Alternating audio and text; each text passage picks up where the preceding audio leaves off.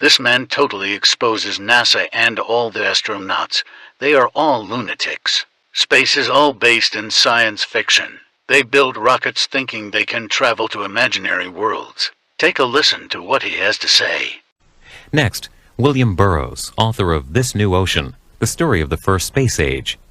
It's a book on the history of space exploration, from ancient myths to German V-2 rockets. Mr. Burroughs is a professor of journalism at New York University and the founder and director of its graduate science and environmental reporting program. Would you please welcome William Burroughs?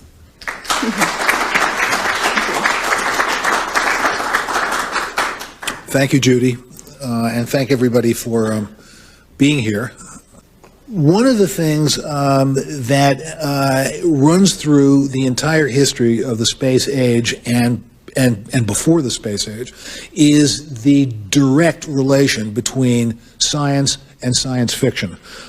You're not at this too long when you don't come to understand that it's the science fiction people, the SF people, as one of my friends calls them, who laid the blueprint for the people who actually built the rockets and planned out the programs. And I did a fair amount of thinking about that throughout the entire process.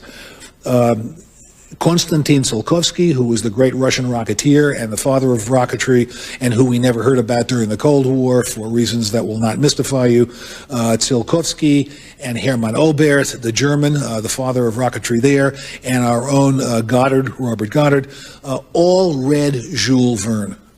They all read From the Earth to the Moon, and they all had, if you'll pardon the expression, had their fires lit by that wonderful voyage. They all read H.G. Wells, The War of the Worlds, and so on. These people were energized and captivated by science fiction.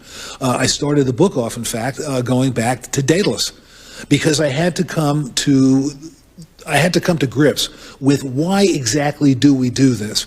There are cynical answers, and they're relevant. One is that corporations in aerospace want to make a lot of money. Another is a lot of generals on both sides wanted to get the high ground for a supposed advantage, whatever that meant, and we're still not sure we know. But beneath that, there were the dreamers, there were the sci-fi people, there were the people who wanted to go for what reason? This is what I had to try to come to grips with, and when I went back to Daedalus, when I went back to Greek mythology, it occurred to me that one of the reasons is transcendence. I came to realize in the course of researching the book that what I was dealing with was not in reality, was not hard-nosed businessmen who were trying to keep their stocks up and generals who were trying to one-up the enemy. What I was dealing with was members of a religion. And that's exactly what this undertaking is. What else to call people, I'm talking about serious engineers who design colonies on Mars and interstellar missions that they know they will never live to see?